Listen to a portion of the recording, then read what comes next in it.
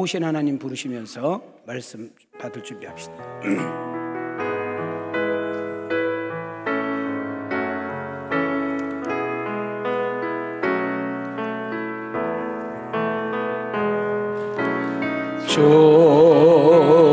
좋으신 하나님, 좋으신 하나님, 참 좋으신 나의 하나님. 우리의 기도를 두 손 모으시고 우리의 기도를 응답해 주시는 참 좋으신 나의 하나님. 우리 두 손 들고 한없는 축복을 우리에게 주시는 참 좋으신 나의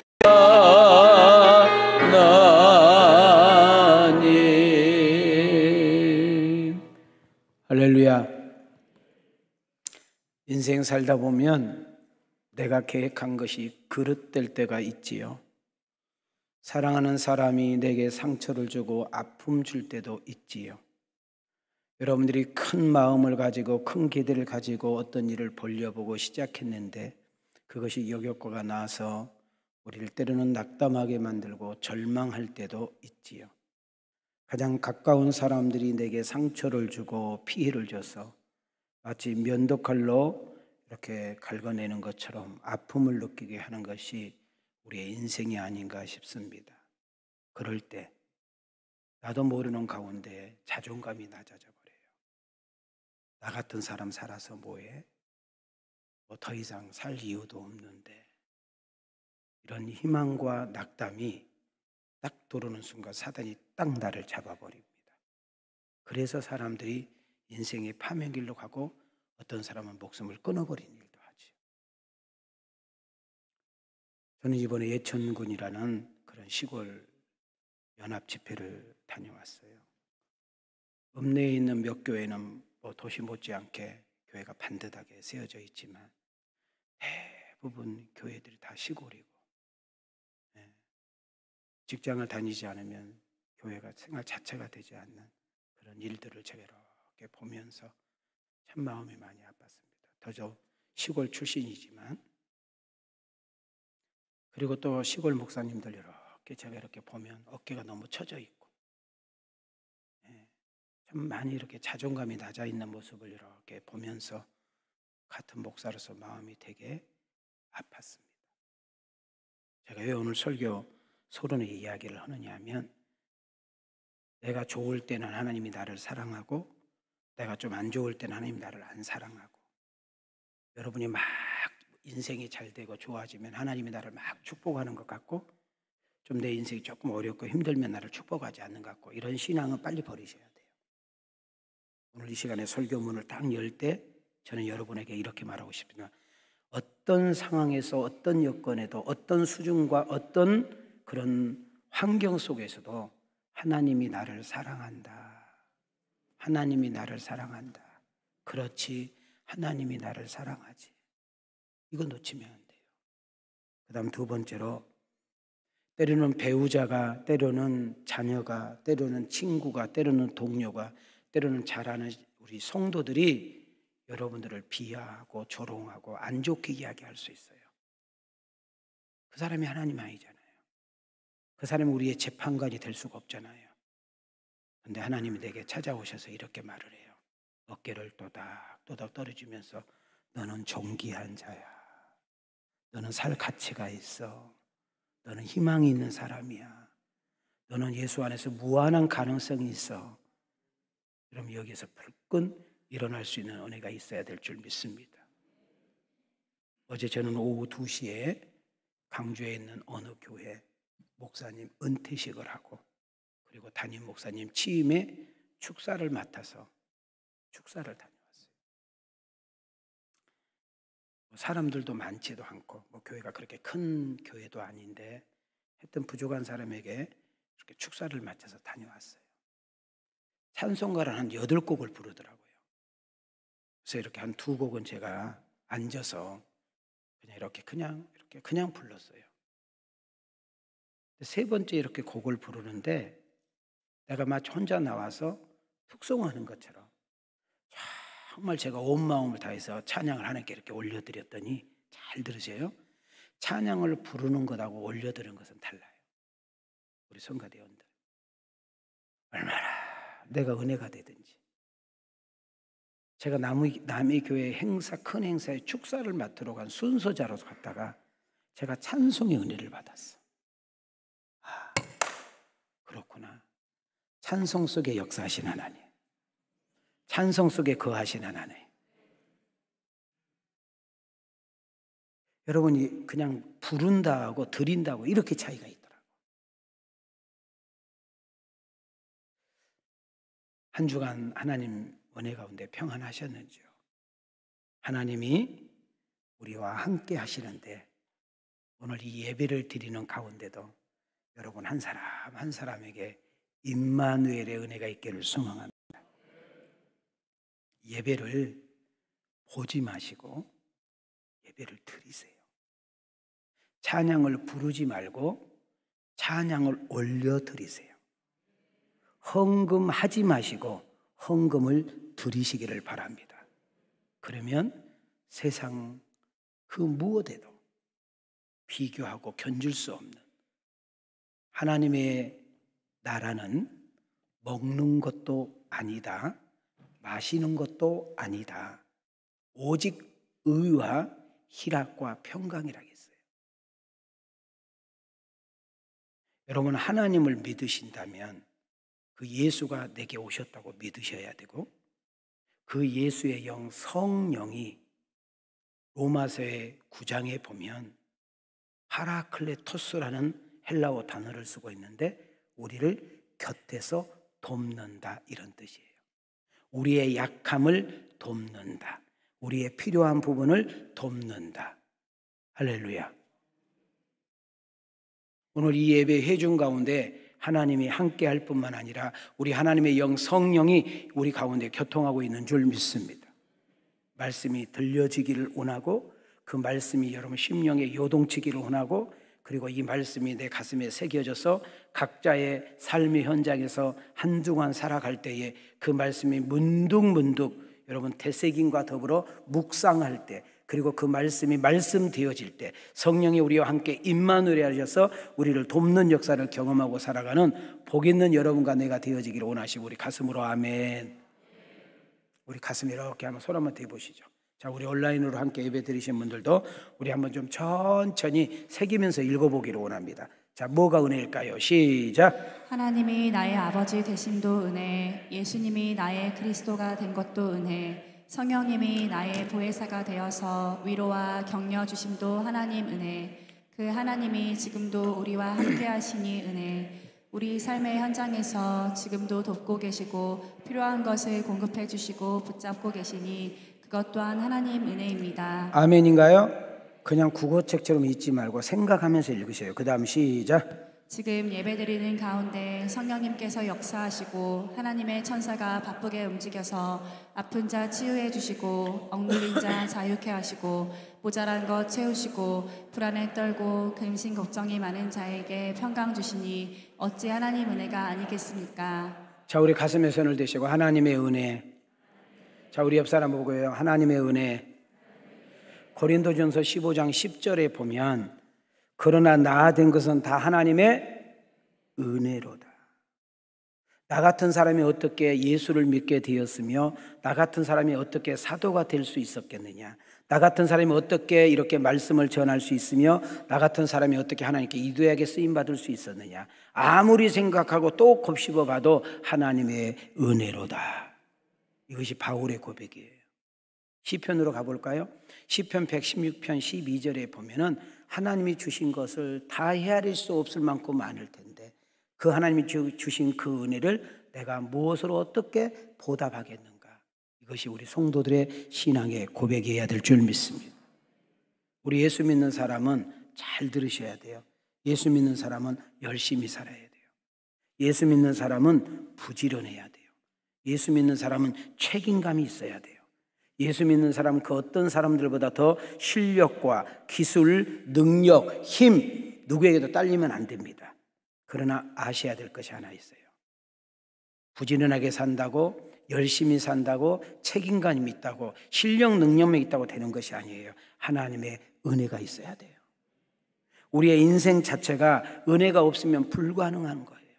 정말 성령님의 도우심이 없이는 우리의 신앙 자체가 여러분 옴짝달싹도 할 수 없는 거예요. 기도 없이는 세상을 이길 수 없고요. 기도 없이는 인생을 승리할 수도 없고요. 여러분 기도 없이는 우리의 시험과 유혹 앞에 여러분 그 누구도 그냥 팍팍 쓰러져 버리는 거예요. 로마서 8장을 한번 보겠습니다. 자, 시작.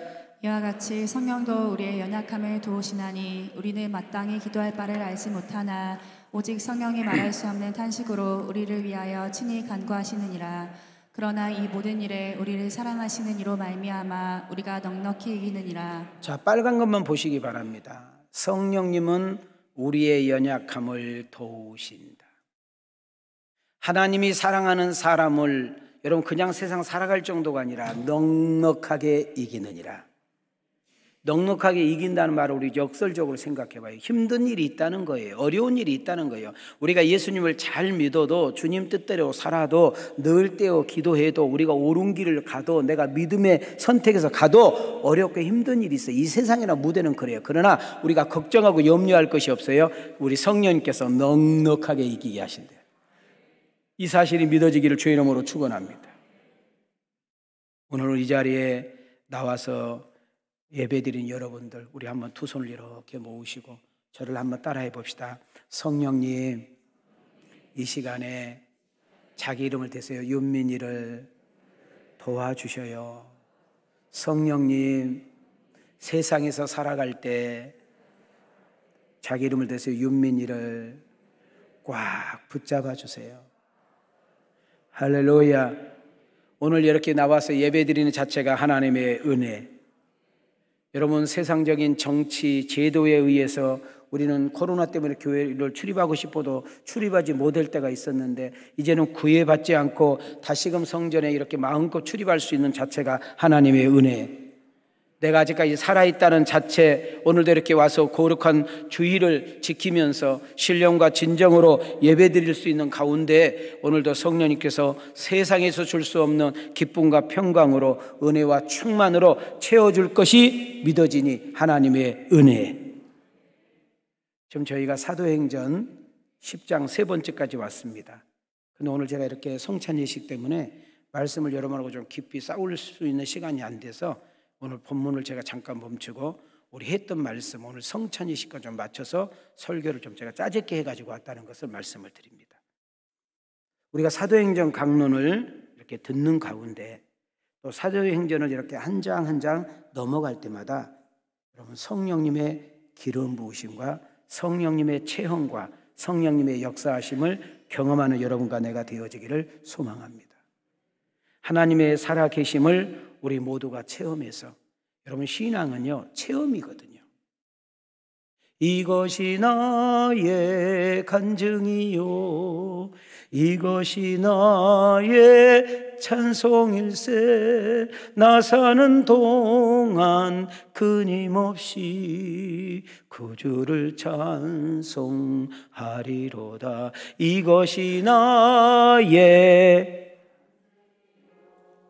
이것이 나의 하나님은 여러분을 통해서 간증하기를 원하고 찬송하기를 원한 줄 믿습니다.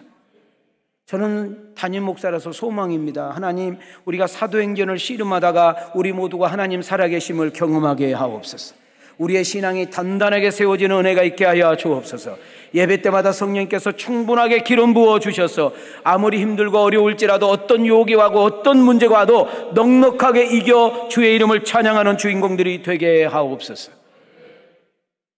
사도행전 강론을 통해서 변화와 회복이 있게 하시고 신앙이 쑥쑥 성장해서 성령의 9가지 열매가 우리들의 인생 나무에 열리기를 원하고 성령님께서 시간마다 만져주셔서 치유와 그리고 회복과 은혜가 충만하게 하옵소서.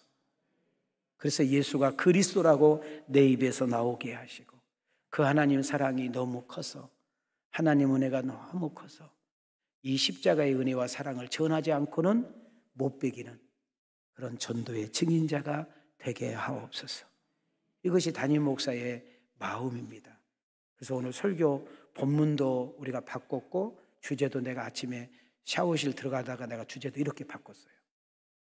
한 번은 그냥 읽으시고 한 번은 새기면서 시작. 조금 천천히요. 시작. 저는 여러분에게 물음표를 던져서 이제 대답을 하셔야 돼요. 여러분이. 자, 이걸 생각하면서 우리 하나님의 은혜라는 찬양을 부르겠습니다.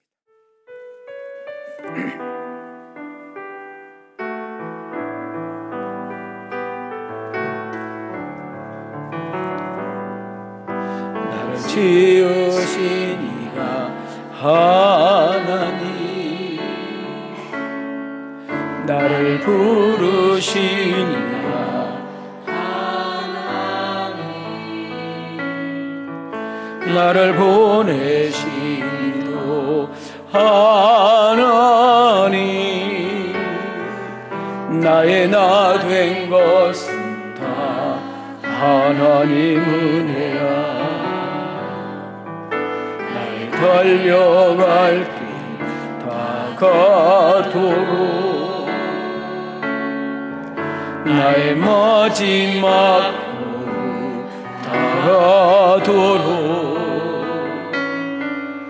나로 그 십자가 품게 하시니 나의 나 된 것은 나의 나 된 다 하나님 은혜라. 아멘인가요? 우리 두 손 들고 신앙 고백합니다. 한량없는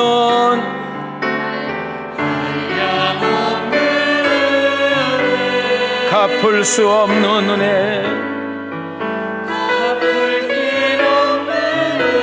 내 삶을 애워싸도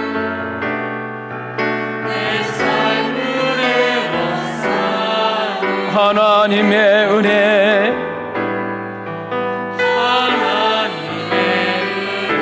나 주저함 없이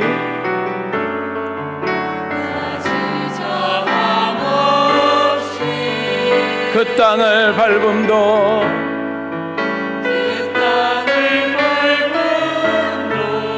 나를 붙드시는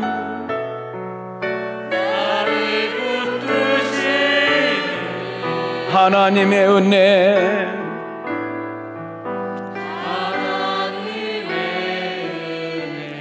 우리 가슴에 손을 대시고 하나님의 은혜,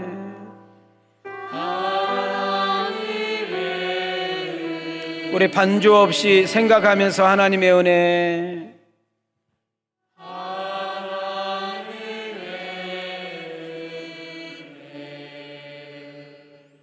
아멘.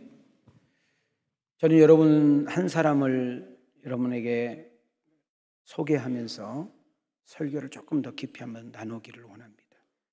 감리교를 이렇게 창시했던 웨슬레 목사님 이야기입니다. 1703년에 태어나서 1791년에 주님 품에 안기셨는데 이 웨슬레 목사님은 목사님 자제분으로 이 세상에 태어나요.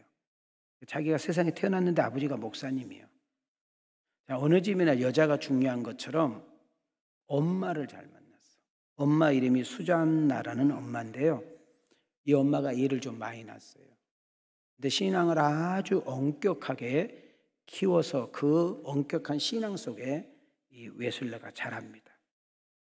하나님께서 은혜와 지혜를 주셔서 여러분 전 세계적인 명문 대학이 몇 개 있죠. 미국에는 하버드 대학이 있고 영국에는 옥스퍼드 대학, 전 세계 3대 대학 안에 들어가는 이 대학에 졸업을 하고 거기서 박사를 받고 교수로 재직을 하게 됩니다. 그런 과정 속에 이분이 하나님께 부름을 받아. 그래서 좀 늦은 나이에 신학을 가서 목회자가 됩니다.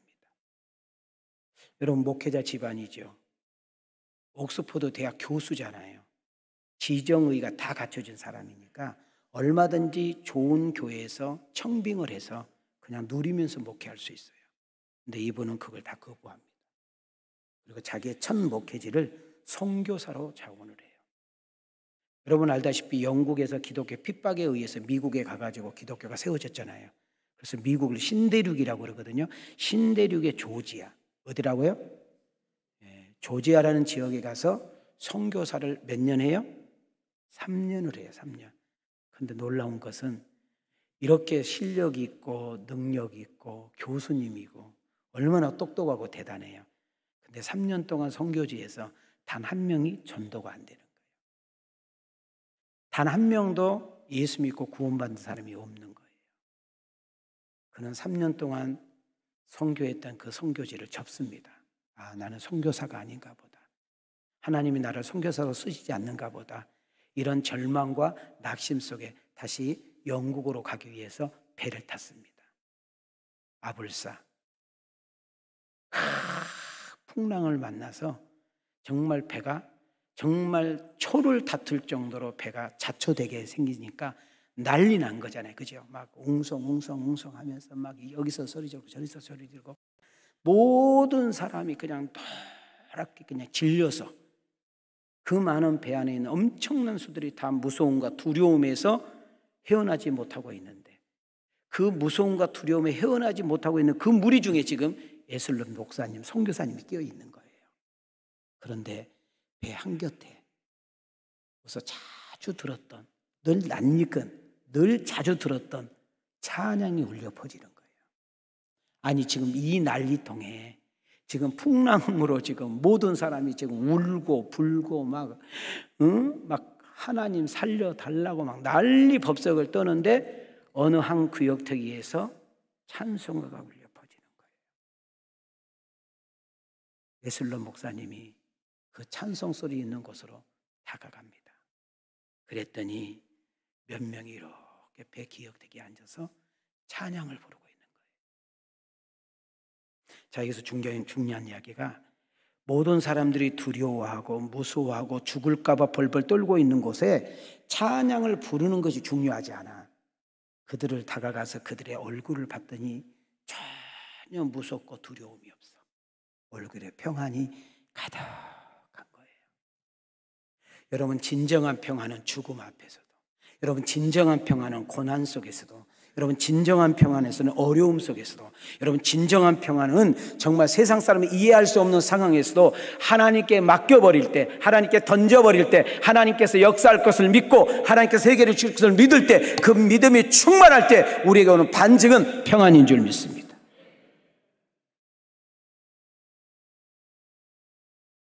거기서 웨슬리 목사님은 너무 쪽팔린 거예요. 너무 창피하고 너무 부끄러운 거예요. 내가 그래도 목사님 아들이고 내가 목회자로 부름을 받았고 그것도 내가 오지에 가서 선교사로 부름을 받았는데 나의 믿음은 허당이구나. 나의 믿음은 헛것이었구나. 이야, 저런 평신도들도 죽음 앞에서 배가 파선하고 배가 침몰해서 죽으면 그 곧바로 하나님의 나라라는 그런 확신을 가지고 저렇게 평안 속에 노래를 부르고 있는데 나는 지금 뭐란 말인가? 죽음이 두려워서 배가 파선할까 봐, 배가 중복할까 봐 어떻게 해야 될지 모르고 있는 자기의 모습이 너무 쪽팔린 거예요.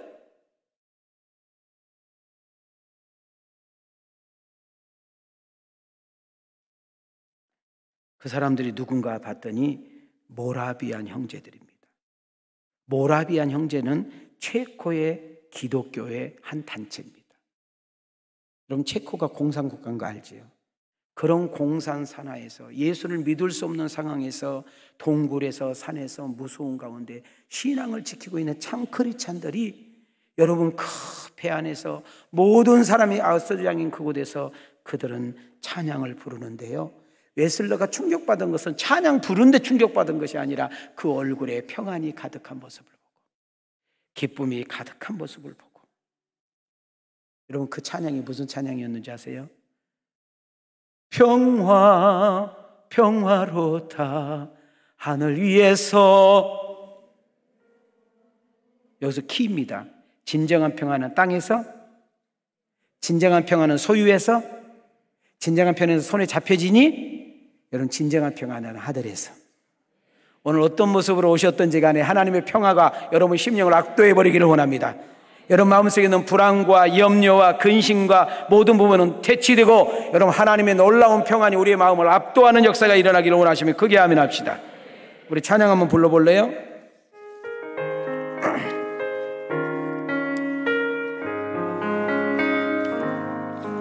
내 영혼의 그 기쁨에서 맑은 바람이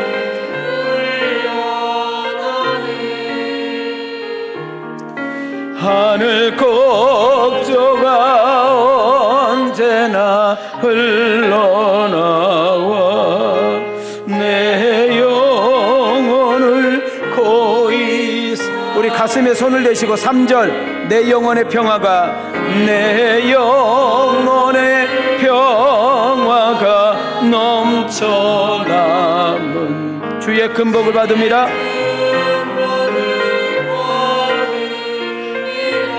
내가 주야로 주님과 함께 있어, 내가 주야로 주님과 함께. 내 영혼이 편이시네. 내 영혼이 편이. 우리도 평안을 누려봅시다.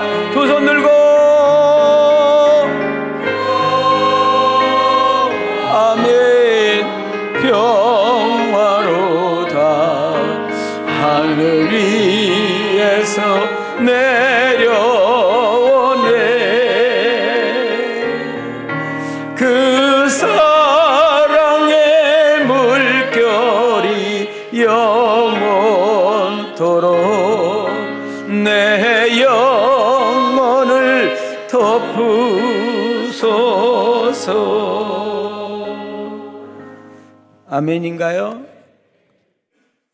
그리고 하나님의 은혜 가운데 웨슬리 목사님이 사명이 있었는지 곧바로 바다는 평온해졌고요, 그는 무사히 영국 땅을 밟게 됩니다.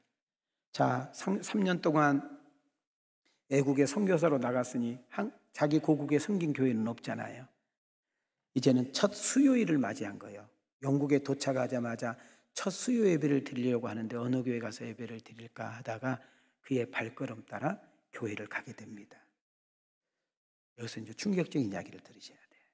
수요일 예배에 딱 갔더니 목사님은 안 계신 거예요. 어디 출타하셨는지, 목사님이 부탁해서 그런지 한 평신도가 말씀을 듣는 시간에 나와가지고 설교를 안 하고 마틴 루터라는 분을, 종교역자 아시죠? 마틴 루터가 썼던 로마 주석이 앞에 딱 보면은 나는 이런 의도에서 책을 썼다는 서문이 있잖아요. 그 서문을 읽어가는 거예요, 그 사람이. 에? 평신도가. 지금 웨슬리는 누구예요? 옥스포드 지금 교수요, 교수. 최고의 학문과 지식의 의인을 가지고 있고 성경을 아주 이러고 쫙 깨고 있는 분 아니에요? 그런데 놀라운 이야기가 뭔지 아세요? 그가 평생 예배다운 예배를 거기서 드려봤다는 거예요. 목사님 아들이잖아요. 주일을 빼먹어 본 적이 있겠어요? 항상 교회에서 놀았잖아요. 그런데 잘 들어보시기 바랍니다. 그가 찬송을 부르고 기도를 하고 한 평신도의 마틴 루터의 로마 주석을 읽는데 나는 거기서 마음이 뜨거워졌다. 어디서 그렇게 나오는지 모르지만은 눈물과 기쁨이 폭포수처럼 흘렀다. 나는 곧바로 회개하지 않을 수가 없었다. 나는 거기서 구원의 확신을 갖게 되었다. 여러분, 웨슬리 목사님은 그제서야 목사님 아들이라고 구원받은 것이 아니라, 교회를 연속 나와서 예배를 드렸다고 구원받은 것이 아니라, 여러분이 안내를 본다고 해서, 성가대를 본다고 해서, 주차위원을 본다고 해서, 여러분 심지어 내가 목사라고 해서 구원의 확신이 있는 것이 아니라, 여러분 구원의 확신은 하나님의 은혜인 것입니다. 자기는 거기서 진정한 구원의 확신을 받았다는 거예요. 거기서 웨슬레라는 사람의 인생이 송두리째 바뀌게 됩니다. 그리고 그가 성령의 능력을 받고 나가서 복음을 전하며 막 불이 떨어지는 거예요. 그래서 감리교가 시작이 된 것입니다. 성령 충만이 구원의 확신으로, 구원의 확신이 십자가의 사랑으로 웨슬레 인생이 바뀌게 되고 변화된 것처럼, 오늘 이 예배를 드리는 여러분들에게도 이와 같은 은혜가, 이와 같은 사랑이 체험되게 하옵소서. 오늘 성찬 예식을 통하여 그냥 습관적인 성찬 예식이 아니라 우리 주님의 십자가의 사랑이, 우리 주님의 십자가의 지심이, 주님의 그 채찍의 맞음이 정말 그 주님의 사랑으로, 그 은혜로 와닿고 느껴지는 그런 역사가 있기를 소망합니다. 저는 사도행전 강론을 통해서 우리 모두가 성령 충만하게 하옵소서, 성령으로 압도되어지는 우리의 인생이 되게 하옵소서.